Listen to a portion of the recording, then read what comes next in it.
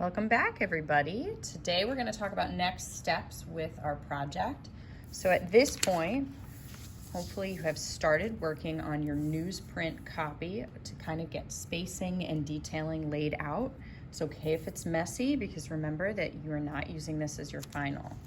What you will be doing for your final is choosing a piece of paper, and you'll be doing a very light version of the original on here. You can do this simply by looking at what you have and recreating it here, or if you choose a light enough piece of paper, you can trace it using one of our light boxes. So I'm giving you all sorts of different colored paper. Sometimes it's really nice to have a ground in your paper. So for instance, by choosing this blue, it already gives me something kind of interesting in the background. If this wouldn't trace through using the light box, so I drew it myself. So if tracing is important to you, you want to make sure you're choosing a lighter color, and we can always check it at the light box. But if you're willing, it's really beautiful to do it on a dark piece of paper. All right, if you notice, my lines on my final draft are pretty light, okay? Before getting going, if I see any that are really dark, I might want to go back and just lightly lighten them up, because the materials we put over top of them, we really don't want to see outlines. When you're thinking about your actual objects, they don't have dark outlines, and dark outlines make things look more cartoony and flat. And in this case, we're trying to go for volume, making things look 3D and more real. Okay, so once you get it transferred onto here, your next step is to play around with the materials you could possibly use for this project. So I'm asking you to choose between chalk pastels and oil pastels. We're gonna go over the differences of those. As far as where you choose to apply them, you could cover everything in your material, or you could do something like, let's say you wanted to keep part of it a line drawing. You could highlight like a central section and just do color in those areas. You could split it into 4 boxes. You could do a big circle that just has color. It's really up to you where you choose to apply the color, but it's another creative choice you have. Let's say I love my first initial, it's a K. I could draw a K over this and then just have the color inside of it. So just keep that in mind. You've got a lot of choice with that. But today I want to show you in practice what you can do with chalk pastels and oil pastels.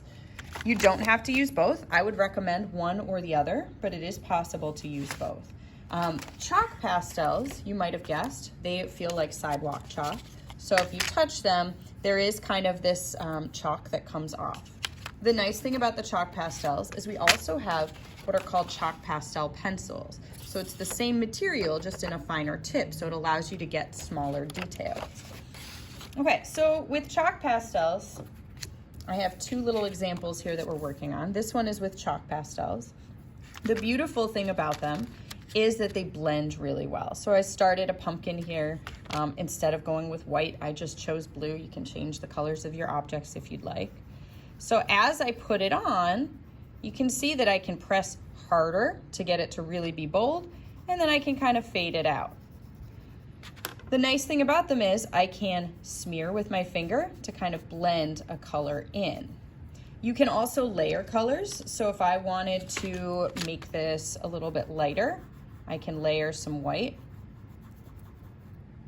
Remember, just like before, you should have your objects in front of you as you're doing your actual piece so you can get it to be accurate with the shading that you see. Now, the negative of chalk pastels is that you can end up with a lot of fingerprints, excuse me, smears. So you do have to be ready to kind of keep things clean. You can use an eraser with chalk pastels. It works somewhat.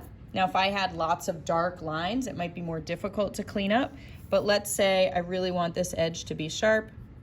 I can go in and clean that up before moving on to my next part. Eventually, oh, look, and I just smeared it again. Eventually, we can spray it with the material to fix it to the surface so you don't have this issue. But chalk pastels would be my first recommendation. As I mentioned before, let's say I wanted to go in and add some little bumps in a different color. We do have these pencils, so that makes it easier. It's one of the benefits of it. So chalk smears a lot. You can layer your colors. You can blend it with your finger or a tortillon. You can erase with it. The negatives, it does smear, so just being aware of that as you go. All right, the other option we're going to talk about are oil pastels. So unlike chalk with that like dusty feeling, oil pastels have more of a like sticky feeling. So oil pastels, this is an example. I started with it. In the same way with the chalk pastels, I can apply my color darker by pressing more. In this case, it would be lighter. If I press less, then I see more of the paper through and it's less of a strong color. And then I can also take a different color and I can layer my colors. Now both materials, eventually your color can you can put too much color on the paper and then it really won't let you put more on. So you do have to be cautious of that as you go. You can smear just like you did with the chalk pastels. It's a little less forgiving with the oil. So more so you can use another color to kind of like change the color on the surface versus the smearing, and a tortillon wouldn't really work too well for it.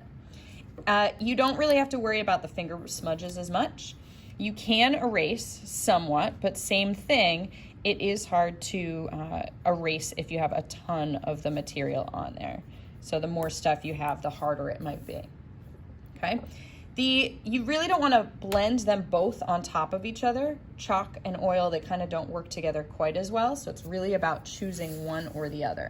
So what I'd like for you to do in the next day or two, you're going to be finishing your sketch on whatever paper you want, and you're going to be testing out chalk and oil. And then what you'll do is in your sketchbook, you'll tape these in as your examples so that you'll have a chance to go back and refer to them as you start. And then you'll choose one. Remember, you're going to pick some area that you're applying color. It could be just your objects. It could be a stripe, as I said. It's really up to you how you choose to incorporate it into your final picture.